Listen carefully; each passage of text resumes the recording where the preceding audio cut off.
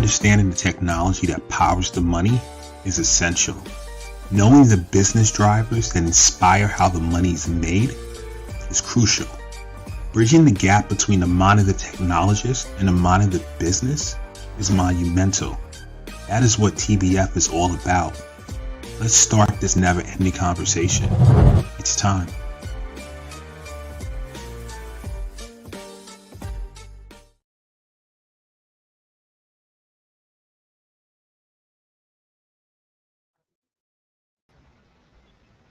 Happy Friday. We are back with another live episode of the Tech Behind FinTech.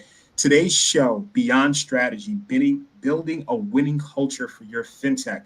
I am excited to have this is a very, very special guest. I'm going to get into the whole story of why she's so special. Chinwe Grace Jones.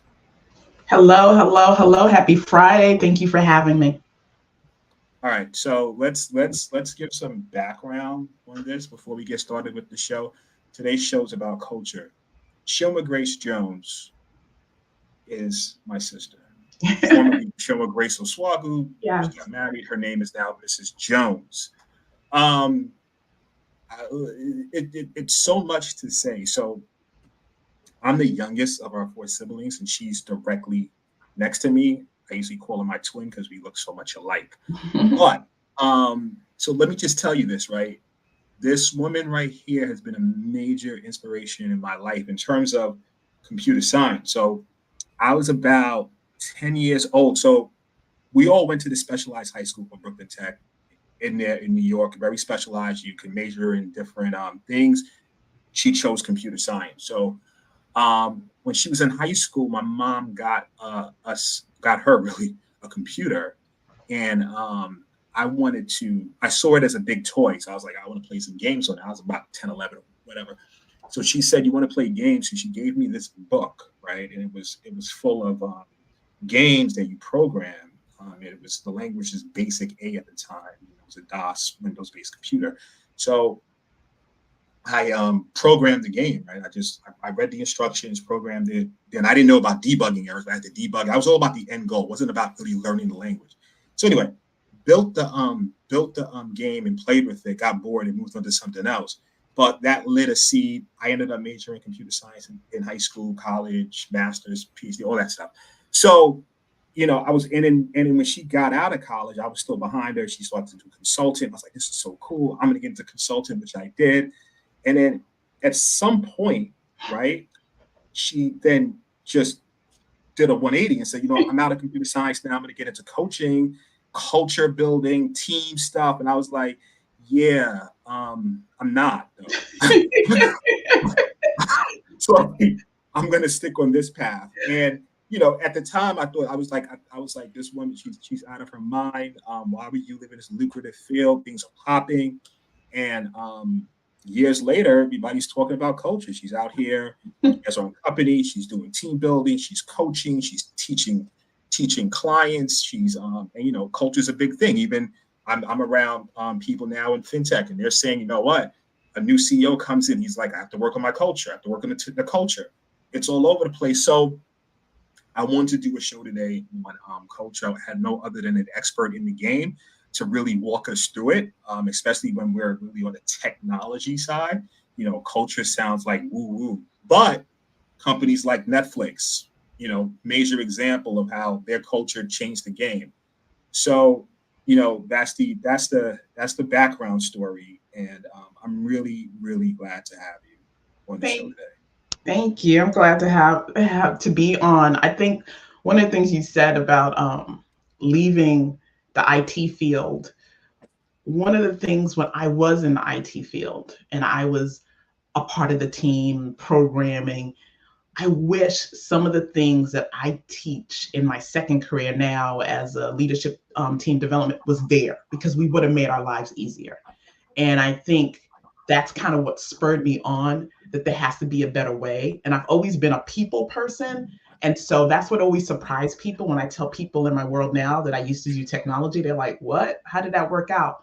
But I think it's my experience in technology that kind of really spurred me into wanting to do more on the team side of the people side, because I do believe that you could do great things when everybody's going the same direction in the same way. No, amazing stuff. And we're going to get into all that. But before we do, let me just do some housekeeping things. We are streaming live from Facebook, LinkedIn, YouTube, and Twitch. We also have a different feed going from Instagram. So those on Instagram who's watching the show right now, thank you very much for joining in. If you want to comment and be part of the show, you can go to techbehindfintech.com, and there are links to the live feed where you comment. You still comment on Instagram, but if I look over this way, I'm looking at Instagram, but mainly I'll be focused on the other streaming sites. So that's housekeeping. We love comments. Shoot a comment in. We'll put you part of the show and answer your questions. So that's housekeeping is done.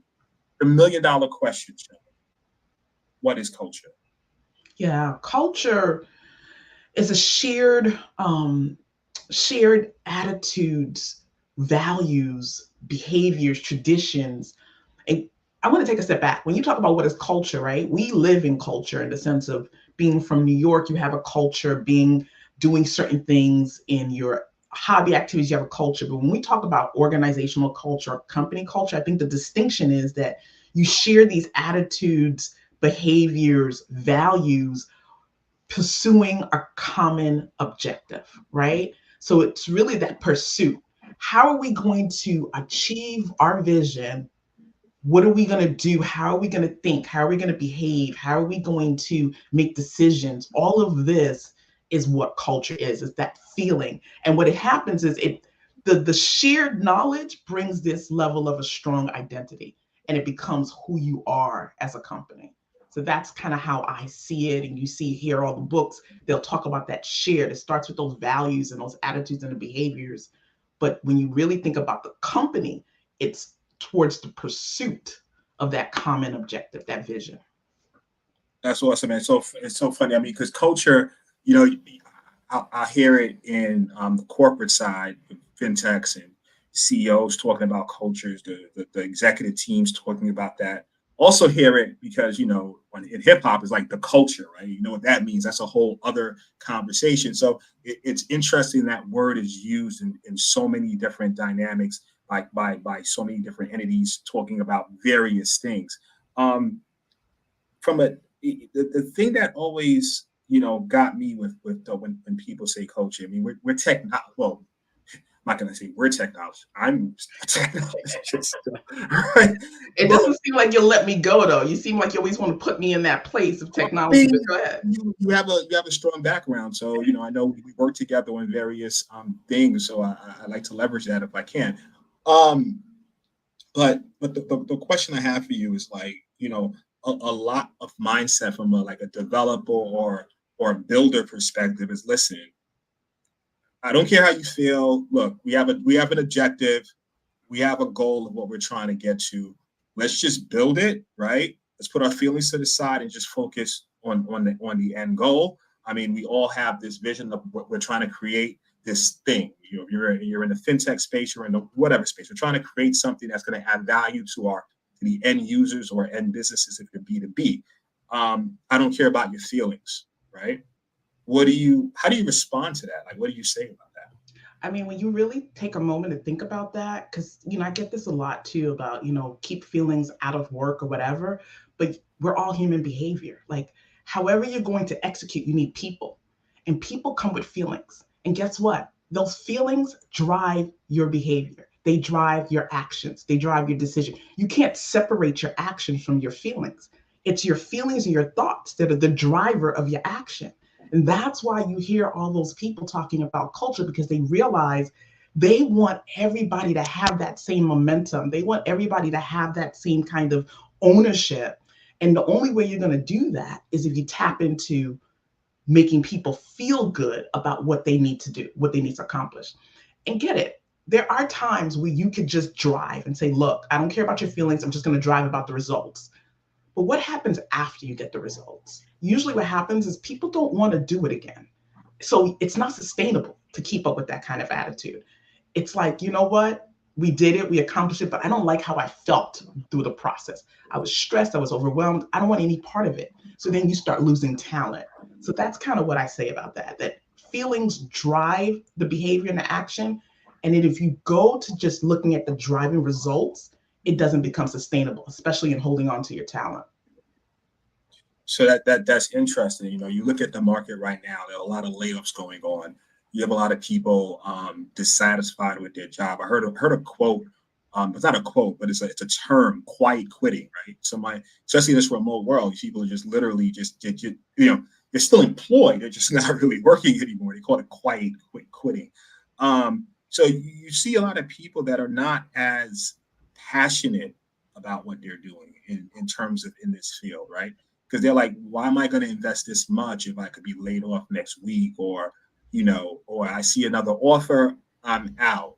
So because you start adding compensation and bonuses, even in banking, I've seen times in different large banks I work in, which people are literally waiting for their bonus and then boom, I'm out because they just waited. Like, how do you deal with something like that? Yeah. Take a moment. When you said quiet quitting was funny because I did a post on that maybe last month or so. Can you guess how much that's costing the U.S. U.S. companies? Just a random number. Loss of productivity. Loss of productivity. Just put a number out. Just guess. All right. Every time someone asks me to guess and there's math involved, I need to actually think about it, because then I start like doing the math in my head, because that's just the way I'm trained. But if I had to put a guess on it, I'll throw out $5 billion. 500 billion. Yeah. And they broke it down into not just like the productivity aspect, the lost time when people don't come in. It's like they have a whole thing. So it's costing the US companies 500 billion, estimated by Gallup, $500 billion. That's like a GNP of a small country. And so when you talk about, if you feel like in your company that quiet quitting is happening, or you feel that people are not they're not passionate about it, that's more of a reason why you need to really start focusing on strong culture, like really building up and saying, what does our environment feel like? Is it safe? Does it allow everybody's voice to be heard? All those different things that come into building a strong culture that I know we'll get into. You want to build that because, again, this whole concept of not having passion and not having the purpose, they're feeling like the companies sometimes are feeling like that we don't have to worry about that. You just need to focus on getting the results. And what I'm saying to you is that it's just not sustainable. People, especially now, we're like in a work environment, we have multiple generations. And so you could tell that they have a different value system. And so right now with the people at work, especially after what we went through the pandemic, having a purpose, having a meaning, having passion is very important on top of the salary and all of that. So I think it is important to kind of like hone in and figure out what kind of culture you're creating, especially if you have a company that has quiet quitting going on. And you know what? I want to take a moment, and I must apologize for something. This is a live show, so I got really excited earlier, and I introduced Chinwe Grace Jones because she's my sister, number one, and I just got into the background, but I didn't do her the justice in reading her bio like I do every other guest. And this is sometimes what family does; they get a little too comfortable. So let me take a step back, right, and let me introduce her formally from her professional standing, which she's done a lot of cool stuff. So Chinwe Grace Jones, a seasoned leadership and team development coach with over 2 decades of experience, have traversed the nation, igniting organizations to embrace a trust-first culture through dynamic and immersive workshops. As a former co-host of the highly insightful Leaders Fireside Chat podcast, she now ventures into a new chapter, set to unveil her upcoming podcast, Trust Matters Now, Gateway to Excellence. So I had to get that away because I introduced you with the personal story, but I didn't go formal. I think that's very important because I like to give people their flowers while they're still here. All right, so circling back, right? It was a quote, right? Culture eats strategy for breakfast, right?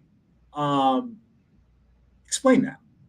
Yeah, that quote is usually attributed to Peter Drucker. He was a management consultant. But when you really think about it, culture, everybody's always talking about, oh, we have a new strategy. We're going to approach this year with a new strategy. How I like to look at it is that strategy is like the what, right? And culture is the how. Another way of looking at it is strategy is like the contents, and culture is the foundational container of those contents. Think about any kind of strategy, it needs to be executed through people.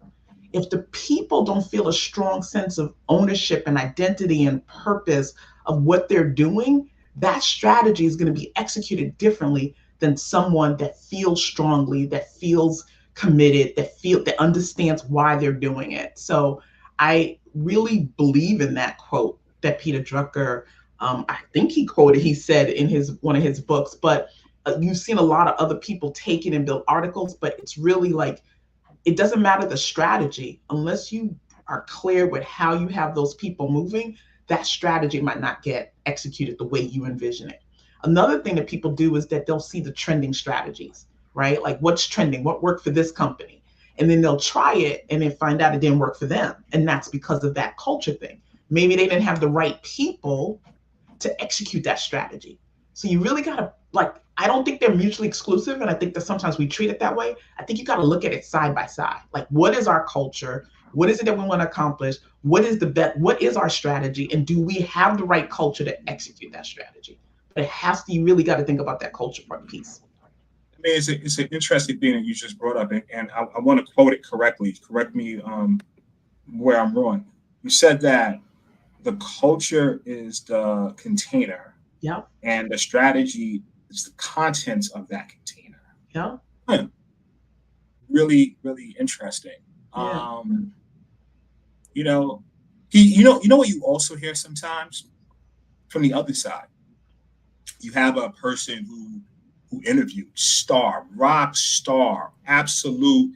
This person, we want this person in whatever the role is. It's like they're the rock star. They're like, everyone loves them. They did, like, I don't know, 4 to 5 rounds of interviews. Every single person they talk to loves them.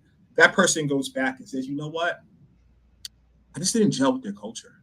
I don't think it's going to be a good fit. That's what you hear a lot. You hear that on both sides. I don't think it's going to be a good fit. Like, on paper, things look good from the prospective employee side.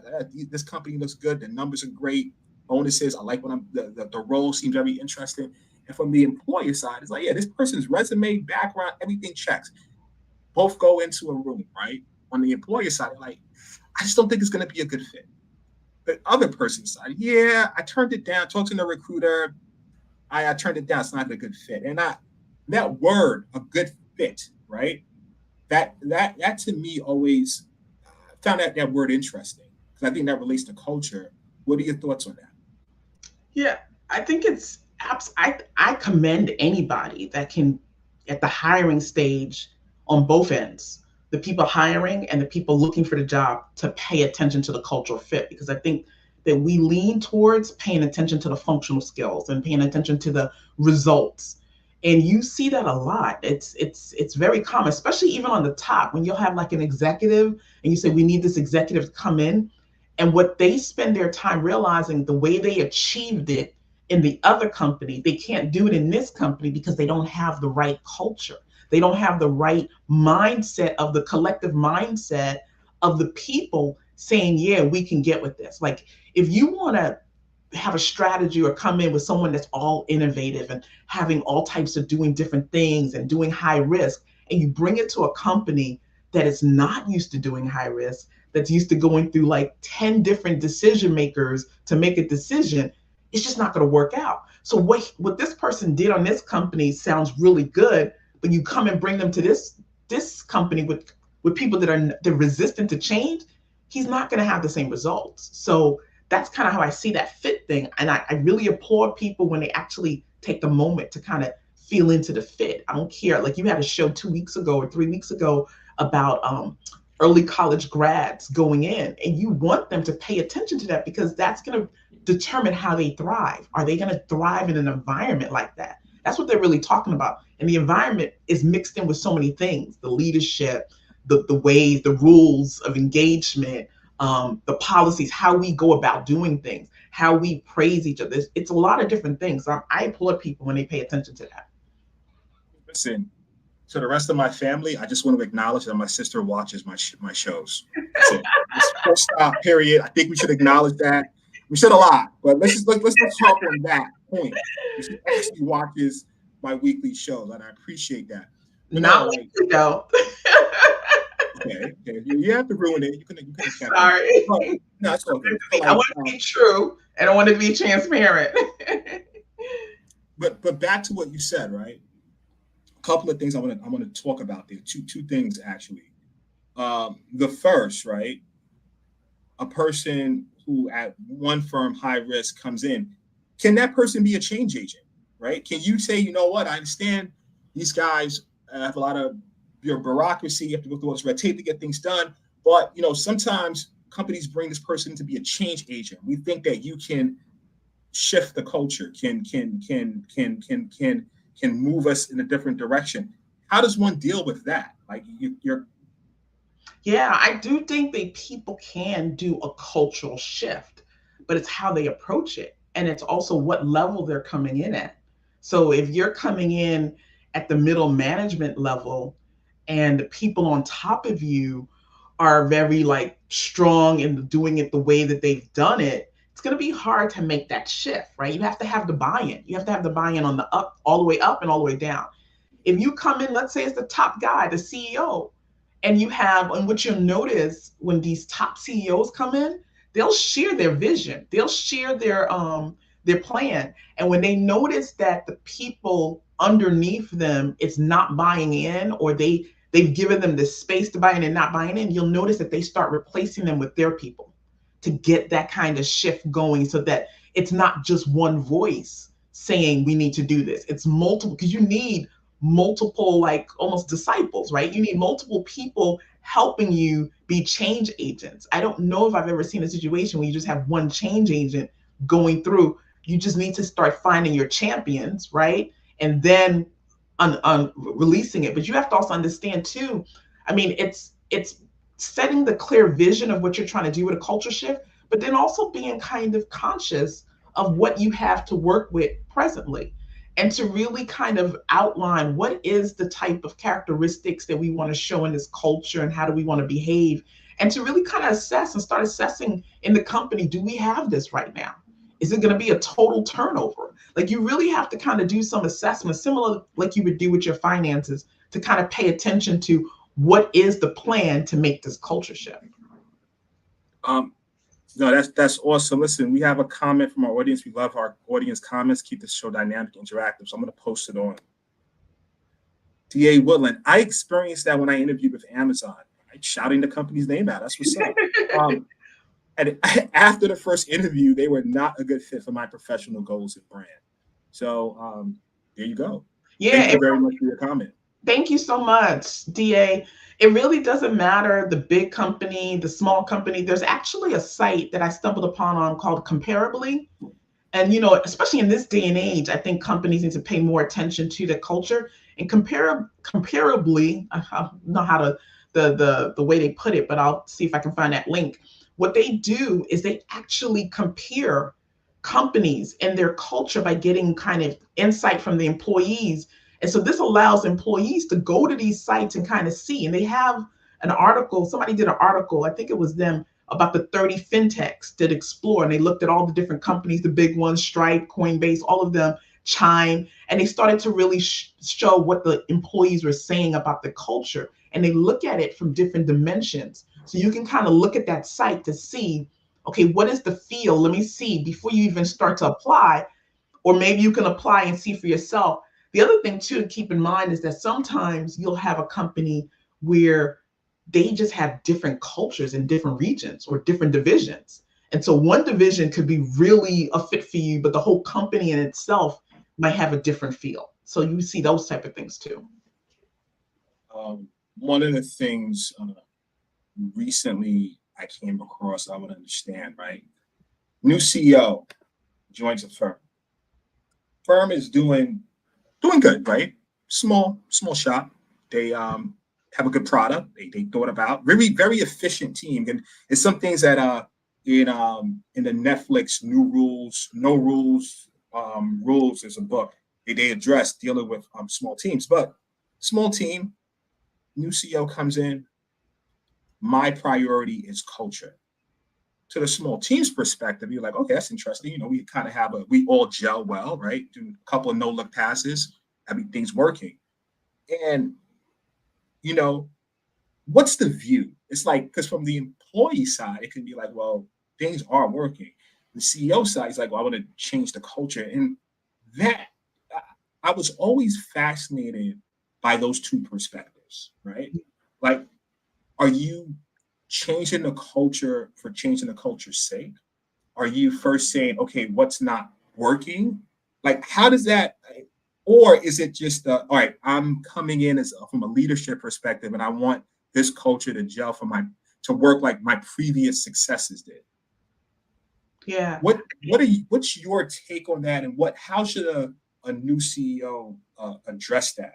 Yeah, and I think I don't know what the driver is for that particular CEO. Is going to be a driver. Different people have different drivers, whether his philosophy or her philosophy is that she believes in culture and she wants to make sure that we have a strong culture, or whether it's their past lives or their past professional success was driven by culture. But one of the things, I know you keep on mentioning the book No Rules with Netflix. I think one of the things, and it was a survey I also looked at, one of the things you have to ask yourself, you said, okay, we gel well, but how would you define your culture? And one of the things that people say is that you should have a unique culture, especially when you're dealing with this fintech world, right? Because fintech, we all know, you're all disruptors. You're all disruptors. You came in being a disruptor, but what makes you different than the rest? And to me, I think it's that people factor, is that strong culture. And going around, like from the team perspective, you say, yeah, we're all gel, everything is working. But if you ask all 5 team members, what is the culture here? You're probably going to get 5 different answers. And right there, that shows you don't really have a competitive edge as it comes to your people. And I think that when leaders come in and they talk about building a strong culture, I think if this is their mindset, it is building a unique one that's aligned with what you're trying to go to the vision, but one that's also sustainable, that will attract talent, especially if you're growing. Like, you could start off as a small fintech, but if you start growing, you want to make sure that you're creating a culture that's attractive to talent, because we know it's all about that app, right? And you want the smartest minds coming in to build the better, whether it's the user experience or the technology or whatever it is.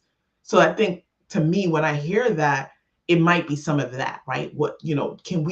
Can each person in the company, first of all, even define or state what their culture is? If you can't, it's not a strong culture. That's very interesting. Now that I think about it, because, like I said, I think from a technology perspective, I mean, we just fall on the tech, the business vision, aligning the technology and the goals towards that business vision, end user experience. For me, in security, obviously, you want things secure based on the resources that you have. So, and I think each role that you talk to and you ask that question, what's the culture? They may have a different response. And then, so what you're saying, if everyone's not in unison, then the culture's not strong. No, definitely. Because you're just talking about, the good feelings that we feel about working together. But if everyone, like we're going to get into Netflix ones, if everyone can't tell you how to describe it in one line and it's not similar, then you don't really have a strong culture in that company or in that team. And there's something else you talked about, and I missed it. I wanted to say, with the fintech, you said you're focused on the technology and the UI. Now, here's the thing about fintech. I said user experience. I'm sorry, user experience. I'm sorry, I'm going back to my outdated time in technology. So, that's what I'm here for. Offline, that's what I'm here for. The user experience. But that's the one thing that's always fascinating me. In fintech, you do a really, really good job in creating a culture for your clients and your future clients. If you think about it, like, we are the app that you do this and you become this. And if you're this type of person, then you want this. And so you gather this tribe and this community. And all we're saying is, why don't you do it from the inside? Because when you do it from the inside out, there's a level of momentum and excellence you get to continue to drive that app to new levels. Man, whether it's an app, whether it's a B2B service, but I think that point, that's a very, very, very interesting point that you made. And I never thought about it this way. In dealing in this industry and working, yes, you are correct, right? From a security side, we want to ensure and let our clients and our customers know that we are secure. And we prove it by various SOC 2s, by various frameworks, by telling them about, okay, this is how we develop, and we use DevSecOps, and all these different terms, and we show them through, oh, look, this is our structure, right? From whatever service, whether it's a B2B or B2C, this is the experience. This is what you expect. This is how we're disrupting. So you're right. And I never thought about it that way up until this conversation.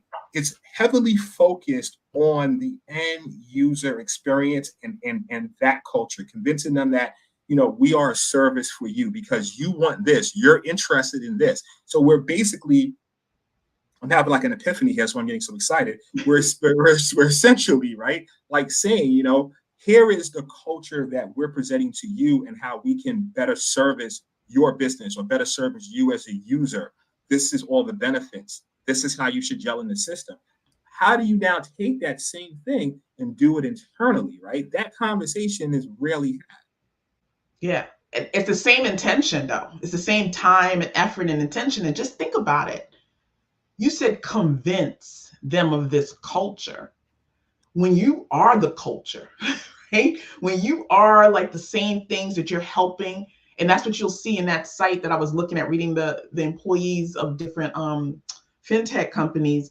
When you become like the reason, like you talked about Netflix, and I know we're going to be running out of time, so let's start talking about Netflix. You talk about that book, No Rules, on Netflix. One of the things that I love about Netflix is that they define it so clearly. Even before you walk through the door, they have this page called Jobs, and they tell you, this is what we're about. We're about people over process. These are the 5 things we believe in, what I call like the rules of engagement, or how we work together kind of thing. And then they go and explain it in detail. So thank you for bringing that to my attention, because I know we were talking about that for this show, but it's really defined and clearly laid out. And that's kind of what you want. That's how you know how strong it is. And they go through this whole story about, this is some of the things that might happen, but think about why they do that. Because they're about telling innovative stories. They're about staying at the edge of storytelling. And so they wanted to create an environment that innovation basically blossoms all the time, and it keeps on going to the next level. How do you do that? You have this culture that you build called No Rules, and you go around it, right? And so it's very interesting to study that culture and to kind of see what they're about. But the ultimate for them is really staying in that innovative space. But I'm gonna did some research for this show. I'm gonna add it into the stream, right? Sure. So a couple of points, because we've been talking about them, and they're such a major company. Everybody watches Netflix from different ways. So it's a book, No Rules, Netflix and the Culture of Reinvention. And these are the top 10 things that I got from it, right? Talent density. Hire and retain high-performing individuals who can excel in a culture of freedom and responsibility. Candor. Encourage Before you go to the next step, let's talk about that, because I think that's a big one. And they explain it really well on their site. The culture of freedom and responsibility. That's what's big about this. So this whole concept of no rules, people might be thinking like, that's crazy. How can you operate out of no rules and everything like that? But what they're doing, because this is dear to my heart, what they're doing is saying, I trust you. I trust our talent, right? And to be able to trust your talent, you have to really do a really good job on the hiring side and really be almost scientific to find and attract these people. I trust you to make your own decisions, to make your own schedules, and I trust you to be responsible. So it's not just about the freedom, but it's the responsibility. And if you're responsible, then hey, we're good, right? We're doing. And if you're not, hey, there might be an opportunity for us to part ways. Encourage open and honest communication, even if it involves difficult conversations and feedback. Yeah, I think that's an important one too, because what they talked about in their description was how their information flow is so transparent, and they want to be able to give feedback and be real straightforward in saying, hey, you're not doing the job we expected you, or you are doing the job we expected. So that, I think that kind of continuous being honest, I think we tend to sometimes don't like to give what we call constructive criticism. And I think this is just us growing up in this kind of US concept of getting graded, and no one wants to tell another person they're doing bad, because again, they feel like that's not what you're supposed to do. You're going to make them feel bad. But you got to think about feedback as a gift. And so if you give people feedback to make them better, then that can only be looked at as a good thing. Well, you just said that, I had a flash. Like, our family is Nigerian. You can tell by the name, but you can't tell by Grace Jones anymore. But we're Nigerian, and one of the things growing up, so you do something, and they always said, "Oh, you're trying." So I've always found that funny. I had a flash looking at you and talking. That's what I just thought about. Number 3, decision making. Empower employees to make decisions independently, trusting their judgment and expertise. Right. And that's what I was talking about earlier too, about trusting. But yeah, that's a powerful one there. When you empower employees to make decisions, things are going to go faster. I don't have to go check up the ladder to get this approval. They trust me. They trust my talent. They trust my decision making. I just go ahead and do it. But it's also high risk, right? Because now you have no one else to kind of like lean back on. So I got to take the risk with the decision I make. So it really it builds character in someone when they get to do that. But it is a very empowering thing. Innovation. Foster an environment where innovation is encouraged and experimentation is valued. Yeah. Yeah. This is what they want to do. I don't know what it looks like in their actual environment, how that works, what else they do there. But one of the biggest things about experimentation is like, try it out, right? Even if it costs money, try it out. That's what they want you to keep on pushing to the edge. I mean, I can talk about this one, right? Just from a technology perspective, you're going to, and both for technology and academic, you're going to fail. I mean, when you experiment, you're going to fail. That's the whole point of experimenting. But in academia, right, having both of these hats on in my current, PhD studies, and also, in the professional world, you don't want an organization that actually scolds you or you're professionally impacted by the failure if you're experimenting, because they don't do that in academia. But academia is not business. We could just keep going on researching for years. So having that, balance is just very important if you're going to grow as an organization. I definitely do agree. And you said something, experimentation, you're going to fail. I don't necessarily think that you're always going to fail in experimentation, but you have to understand that there's like different behaviors too at play. There's some people that don't want any part of failure. So that's the other thing. So that experimentation, also the concept of being able to experiment and things might not work. So sometimes you have to kind of switch the way you look at it. This is not for the final delivery. This is just for you to learn more. So you got to really, again, it's who you attract, but you have to really kind of watch how your words are, because to some people, failing is just not something they want in their vocabulary. Just having a conversation with a colleague, and I said, I heard someone say this, and now it's part of my lexicon. If someone guaranteed you $1 billion after 10,000 no's, what are you going to do? You're going to be trying to rack up no's as quickly and as fast as possible. Hey, chill. Can we go to the move? Say no. Okay, cool. I want no's. I'm just going to keep every day. I gotta have my reps of no's. So I always found that interesting. But that goes back to what you're saying. You're going to have to wrap up your no's fast. That goes back to that whole. There's another concept called failed fast, right? Yes. And I don't know. Maybe they do that in Netflix too. With the encouragement, it's like, okay, this didn't work. Let's move to the next thing to figure out what has worked. I'm going to go over the last one, and I'm going to switch up. Context, not control. Provide employees with the context and information they need to make informed decisions rather than micromanaging. Yeah, that goes back to the guy that we like, Simon Sinek. Like, let's start with the why. Oh my God, that is my guy. Yeah, what's behind? That is my guy. I love that dude. No, it's true. What his whole concept of what is behind this whole thing. If you give me the why, then when things happen, the unexpected and all these circumstances, I can make those informed decisions. That's that context. Like, give me all the things that I need to know to go forward. But there's going to be so many things that happen throughout the day, throughout the week. Instead of me having to go back to my manager and keep on asking, oh, what about this? What about that? I now can go ahead and make those decisions because I understand the ultimate why. So I'm going to take a little bit of a break right now. We are the Tech Behind FinTech, and we're here to support the FinTech community. One of the things that we started to do over the last few months is profile up-and-coming FinTechs, giving them a free profile and a platform on the show. I want to take this moment right now to do just that.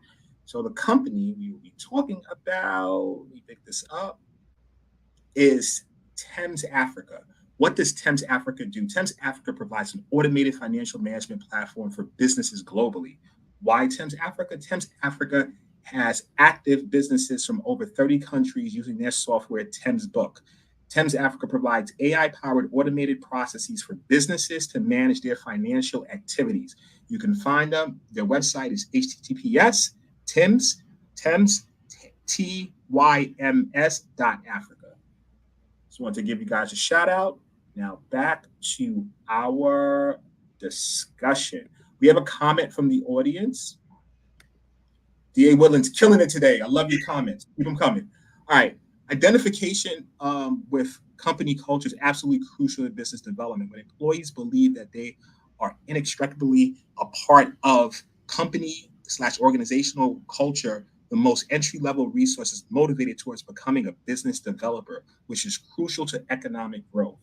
She makes a good point. DA makes a good point. When you have everybody, it's almost like everybody is like drinking from the same well. If you have everybody understanding what the company's about, what they stand for, what they're trying to achieve, how they go about it, not only do you help them with business development, you help them with attracting talent, right? One of the questions in that Comparably site, they asked the employees, would you recommend this company to your best friend? I think that's also like a question they ask in the engagement surveys in Gallup. And that's a big question. When you look at your company environment and you say, nah, I don't think I would recommend this to my best friend, that's an indicator too that you probably have a culture problem. I want us to get into the Trusted Team 7-step framework. Can you explain that? Sure. For building a culture. So one of the things that we talk about, like when we do workshops and culture, one of the things we talk about is that you want to start out with a vision. Like I usually do it from on a team perspective. So if you're talking about a small team or a big team, but you could apply this on a organizational level too, is start with your vision statement. Where do you see your team in like 5 years, 10 years? Where do you see it, right? And when you really kind of think about that, go to the next step and say, what is that driving value that's going to help us get there? Like if you look at the Netflix example, theirs was people over process. They said, we're going to value our people over anything else. And then after you go to number 2, after identifying that value, what you want to do now is just take a moment and really try to actualize, like put yourself in that 5-year, 10-year framework and actualize the behaviors, that interactions that you see your team doing in the 5 to 10 year mark. And then from there, you'll start to now ask yourself what we call performing cultivating acts. And I know there's a lot of ones for Netflix to use, but what I mean by performing cultivating acts is, what are those actions, those little actions that you're going to start doing that represents that driving value, that starts to build an identity, right? Build an identity of what you're going to be about. Like in Netflix, they have, I think it's like 5, I'll read it. They got 5 things, like how you're going to do things. One of the performing cultivating acts you could do is do like a rules of engagement. So I'll just read Netflix out. They encourage decision-making by employees. They share information openly, broadly, and deliberately. They communicate candidly and directly. They keep only our highly effective people, and they avoid rules. To me, that's what you call like, how do we go about doing it? So it's real simple, it's real five things. That's one act, the one beginning act you should do when you're starting a culture. What is our rules of engagement, or how do we want to work together? And then from after you do the performing the acts, the next thing you want to do is you want to start to sustain that team culture. You start, because with the after the doing the acts, the next thing you want to think is reinforce that team culture. And how you reinforce that team culture is that you look through all your different processes and policies. One of the most important one is hiring. How do you hire? How do you onboard? What are some of the traditions we can make? What are some of the celebrations we can have for milestones, doing different things like that? And then from there, let me just make sure I'm putting this in order because I had it.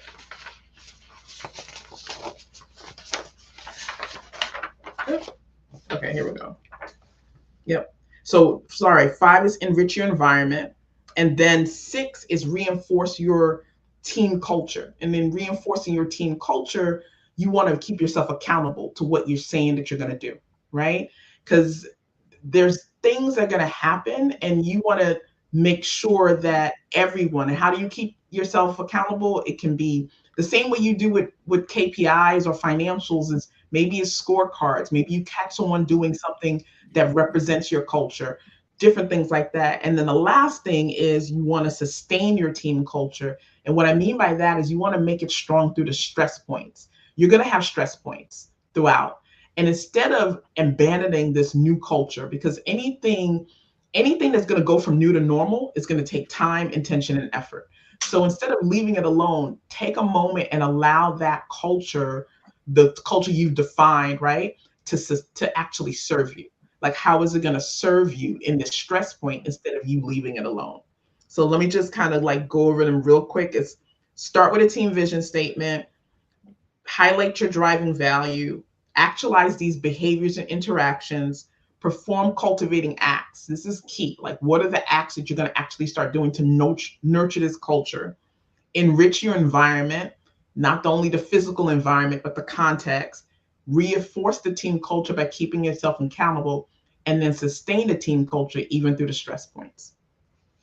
So I have a few questions on that. I want to just go through that. Before I jump into the questions, we have to take a moment for our sponsor, and then we're going to jump right into our questions. Are you an emerging fintech with a limited budget seeking more sales and partners? Introducing Strategic Generation, your partner in leveraging cybersecurity for sales and partner enablement. Fintechs often lose opportunities due to unsophisticated cybersecurity programs. That's where we come in. Strategic Generation assists with due diligence, security posture visibility, penetration testing, and on-demand virtual CISO services. We connect your systems to our partnered platform, and voila! Instant access to real-time diagnostics and compliance frameworks such as SOC 2 and PCI DSS. Gain the confidence of prospects and partners. Strengthen your cybersecurity program and drive success. Stop losing deals due to cybersecurity. Visit strategicgeneration.com and click on Demand CISO to connect with an expert.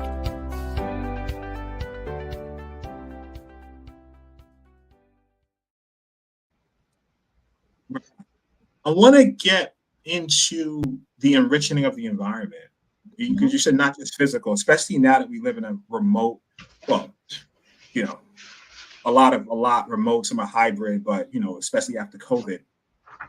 What does enriching of the environment look like in that setting? Yeah, so I mean, you could do little things. The first thing is thinking about the hiring process. To me, that's like a part of your environment in the sense of what are those questions you're going to ask? How are you going to deal with the hiring? What's your process around hiring? Because I think that's the most important thing. There was a company I worked with that they really did a really good job where they basically created a profile of their like persona type of candidate. And then they were able to ask questions and also give activities and exercises in the interview to kind of see if that kind of candidate is showing up in the hiring process. So how are you going to really kind of investigate or assess if this person is a good cultural fit?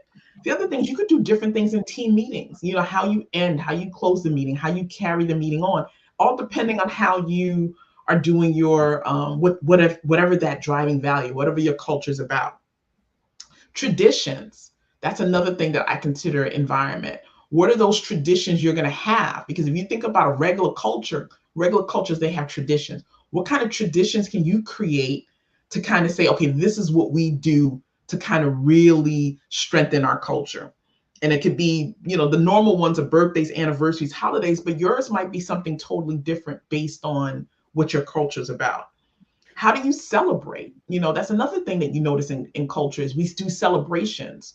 So what is it that you can celebrate in your company to kind of strengthen and reinforce the culture? And then when you get into the actual physical aspect is, if it's not the physical walls, what about your backgrounds on your Zoom? Or what about the chat? Like all those different things, maybe there's statements that kind of represent your culture that you could put up. Yeah. That's no, interesting stuff, you know, and that's why I was curious about that. You know, how does that work in a remote world? You just explained it. Listen, I'm fascinated by this topic. I think, you know, obviously you are a friend of the show, so we have to bring you back at some point to dive more. Like, you are now our resident culture expert. No, seriously, because it's been coming up more and more, and you know, and I'm gonna full transparency, right? I didn't really fully get it until recently in my career, right? I always just wanted to do the work and be positive, you know, come with a certain type of energy. Like a joke that I have is, you know, when it was in person, new organizations that I was a part of, all the executives or like management guys all had ab whales and various exercise equipment in their home that I recommended, because, you know, I train a lot. So I was like, oh, it was like, what do you do? I'm like, oh, you want to get it. So that was like, so I guess in that I was bringing in that culture unknowingly. I was just doing it. And yeah, you know, so exactly. we talked about training. We talked about all these different things. I mean, you have, because I know you and I know what you're about too in SG, you have a standing culture where it's like everywhere I go, I need to make it better than it was before I came here. And so in everything you do, whether you just talked about your workout materials or anything, you're always trying to make it better. So that would kind of be your driving value that I talked about earlier. And then what you do around that. And again, we live in all these pockets of culture, but as in a company, sometimes people tend not to want to deal with it, because the difference between strategy and culture is that strategy is more tangible. Culture is not. Strategy is about results, and it's a clearer path, and culture it's uncharted territory, and it's not that clear. Strategy is about action, and culture is about emotion. And I think a lot of times people tend to stay away from all those things at work. But what you're finding out from our beginning question about feelings and stuff is that the people are driving the strategy. And when you make the people whole, right? When you look and make sure that they feel safe, that they feel like they can excel, they can innovate, that they can do, that would drive your company in more ways than in so many ways that you can't imagine. And that's what Netflix in that book, No Rules, has experienced with what they went with in driving that strong culture. See a comment from the audience. D.A. Willen again. Such a great conversation. We appreciate you and this whole all your comments and stuff. Really appreciate that. I know we are have to be respectful for your time, because obviously I could talk to you all day, and I tend to talk to you all day when I have the opportunity to. Can I ask you a question? You want to ask me a question? Okay, yeah. I rarely get questions on my show. Okay, where's this going? I'm curious. So you said that, you know, you just recently came about culture. What did you pick up from the getting ready for this show and this discussion? What's the one thing that you are resonating, especially from a technologist perspective? What do you take about this whole culture thing, especially when it comes to in tech companies? So, all right, a few things. When my goal, and I've noticed this, the shift in my career came when I realized a positive attitude in that philosophy that I had that you mentioned. What can I do to make the place better? I used to always say, like, I used to use this term a lot. I just want to add value, like, especially from consulting for so long. My driving force is like, I want to add value, and that can translate in making things better. One of the hardest things I feel about culture, like you just mentioned, as a scientist, as a technologist, I need tangible things I can hold and touch, right? And you just mentioned, it's all about it's emotion. You can't touch it; it's there. And that's been my biggest challenge. I just show up as myself. It's like, especially growing up in Brooklyn, starting in corporate America, and I think early in my career I wasn't being my whole self. I think as I got more established in my career, understood it more confident in me professionally, I started to show up as myself. And what I noticed that was really cool, some of the people I worked with, different backgrounds, obviously, and I'm saying things, maybe some slang terminology, and they're now saying it. And I'm like, wow, that's dope. Like, that's really cool. I saw someone post something, and he said, just randomly, he was like, yeah, more money, more problems. And that's a Biggie line. I was like, oh, word? That's what we doing now? And I was amped for that, because he's not the typical person I would envision knowing Biggie and like how we do back home. Wait, we have a comment from our audience. David Shanks, PMP, giving a shout out and making sure my commenting is engaged. I asked questions last week that didn't show up. No, my brother, your comments are fully engaged right now and you are showing up. David, by the way, so many stories about him. Friend, Hi, brother. David. Known him since I was 12 years old, so obviously my sister knows him as well, college roommate and so forth. So definitely engaged. So I think it's so funny because you caught me off guard. I'm like, you're asking me a question. Like, people never ask me questions on this show. I'm always asking the questions, the conversation. But no, I don't know if I answered it, but I think that was my answer. I think from the answer you gave, I think you're realizing that culture's been more around you than you realize, that you're even influencing people.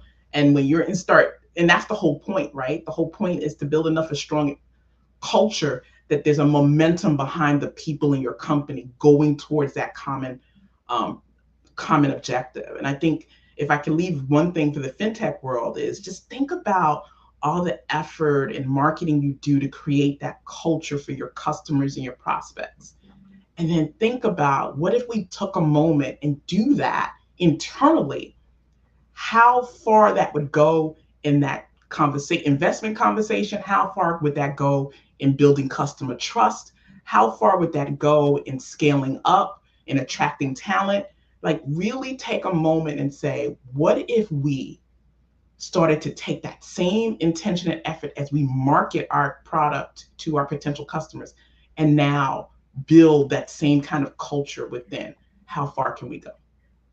I'm going to give you the stage right now because I want you to talk about trusted teams, yourself, and how can people find you. So I'm going to give you the full stage to do that. Sure. It's real simple. Just go to trustedteams.com.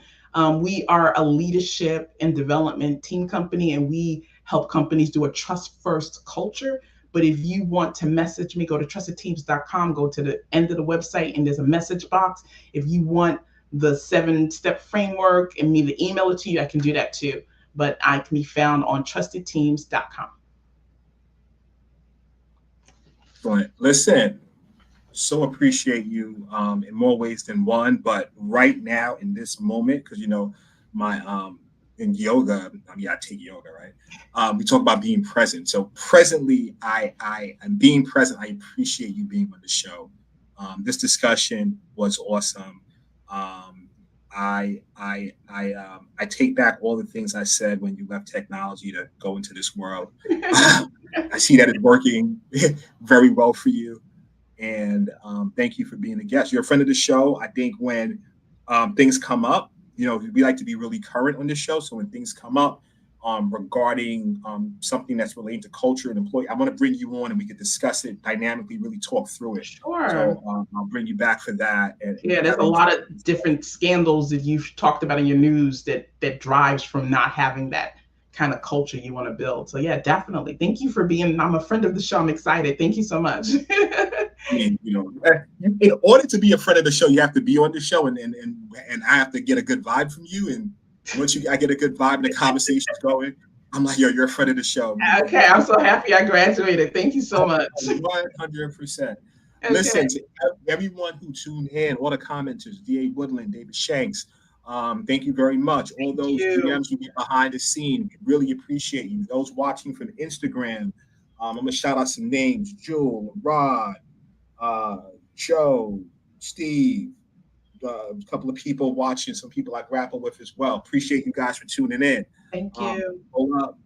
Let's get, my man, Jeff Martin, I have to big this guy up. He is, he's been watching this show consistently for 3 years. Always dropping a comment. This is my guy.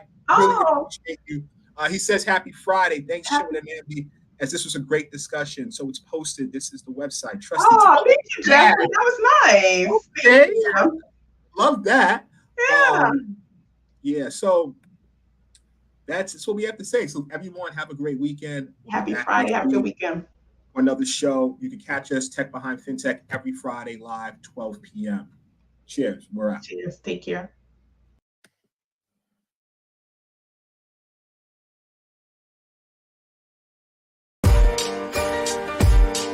Understanding the technology that powers the money is essential. Knowing the business drivers that inspire how the money is made is crucial. Bridging the gap between the mind of the technologist and the mind of the business is monumental. That is what TBF is all about. Let's start this never-ending conversation.